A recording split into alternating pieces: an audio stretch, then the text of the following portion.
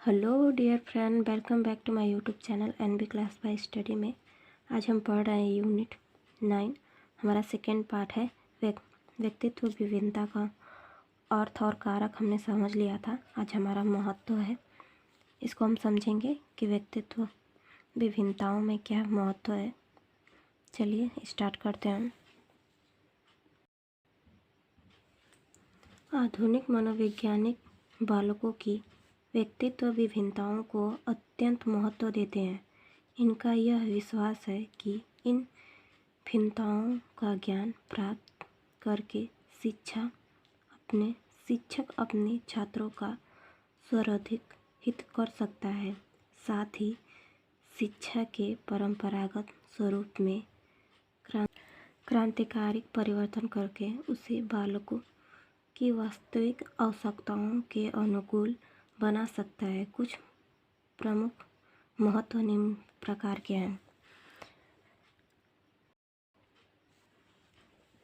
महत्व का प्रकार देख रहे हैं। व्यक्तित्व के वर्गीकरण में व्यक्तित्व विभिन्नताओं का ज्ञान आवश्यक है। यह वर्गीकरण विद्यालय में विद्यार्थियों का हो सकता है। विद्यार्थियों का मानसिक योग्यता के आधार पर वर्गीकरण कर यदि उन्हें शिक्षा दी जाती है तो शिक्षा उनके लिए बहुत उपयोगी हो सकता है। वैसे ही हमारा अगला पॉइंट है, कक्षा में व्यक्तित्व का विभिन्नताओं के अनुसार शिक्षक आवश्यकताओं की पूर्ति के लिए आवश्यक है कि कक्षा में बालकों की संख्या अधिक से अधिक 20 होनी चाहिए। कक्षा में विद्यार्थियों की संख्या कम होने से शिक्षक का विद्यार्थियों से व्यक्तित्व संपर्क व संबंध अच्छा होता है तथा वह विद्यार्थियों से उनका स्वभाव के अनुसार कार्य करवा सकता है।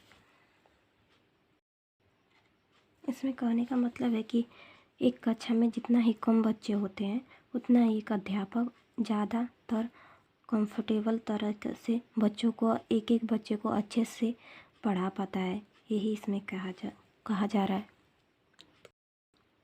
वैसे ही हमारा अगला पॉइंट है, एक ही कक्षा के बालकों की रुचियाँ, अभिवृत्तियाँ एवं मानसिक योग्यताओं में अंतर होने के कारण पाठ्यक्रम का विभिन्नीकरण अत्यंत आवश्यक है। सबको अपनी रुचियाँ, योग्यता और इच्छाओं के अनुसार विषयों के चयन में छूट होनी चाहिए। इस पॉइंट में एक आ गया कि हर बालक और बालिकाओं का मानसिक योग्यता एक जैसा नहीं होता है। हर बालक में अलग अलग अंतर होता है। वो किसी और चीज़ में रुचि रखते हैं और बालक किसी और चीज़ में रुचि रखता है, तो उनकी रुचियों के हिसाब से उनमें इतनी छूट दी जाए कि वो अपने रुचियों के हिसाब से ही अपने विषय को चयन करें। चलिए अगला पॉइंट देखते हैं। व्यक्तित्वगत भेदों के कारण सब बालकों में सामान्य कार्य की सामान्य मात्रा पूर्ण करने की क्षमता नहीं होती। अतः गृह कार्य देते समय बालकों की क्षमताओं और योग्यताओं का पूर्ण ध्यान रखना आवश्यक है। कहने का मतलब है कि हर बच्चा या बालक या बालिकाएं गृह कार्य देते समय उनको ध्यान में रखना चाहिए कि उनका कैपेसिटी कितना है। हम उन्हें वो कितना ही अपना होमवर्क कर सकते हैं उतना ही उन्हें काम देना चाहिए। यही समझाया गया इसमें। ऐसा हमारा लास्ट पॉइंट है, व्यक्तित्व विभिन्नताएं लिंग भेद के कारण भी पाई जाती है, जिससे बालक बालिकाओं की रुचि, क्षमता, योग्यता, आवश्यकता आदि में अंतर होता है। जैसे जैसे वह बड़े होते हैं वैसे वैसे अंतर अधिक स्पष्ट होता है। अतः प्राथमिक कक्षाओं में उनके लिए सामान्य पाठ्य विषय हो सकते हैं, परंतु माध्यम कक्षाओं में इन विषयों में अंतर की स्पष्ट रेखा का खींचा जाना आवश्यक है। शिक्षक और माता पिता को इन अंतरों का ध्यान में रखकर बालक बालिकाओं में सिखाना या प्रशिक्षण देना चाहिए।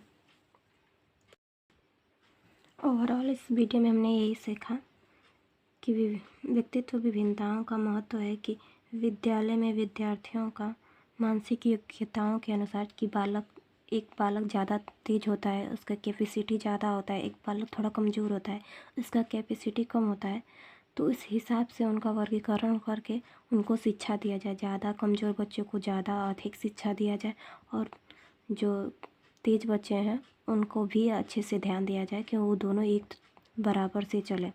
और हमने दूसरा पॉइंट में ये सीखा था कि एक कक्षा में कम से कम या ज़्यादा से ज़्यादा 20 ही बच्चे पढ़ें, 20 ही बच्चे रहें, जिससे कि एक अध्यापक अच्छे से अपने छात्रों को शिक्षा दे सके उनको। और हमने तीसरा पॉइंट में ये सीखा कि बच्चों को अपनी रुचि और योग्यता और मानसिक योग्यता के अनुसार उन्हें छूट दी सके कि वो अपने विषयों का खुद ही चयन करें। आई होप आपको समझ आ गया होगा।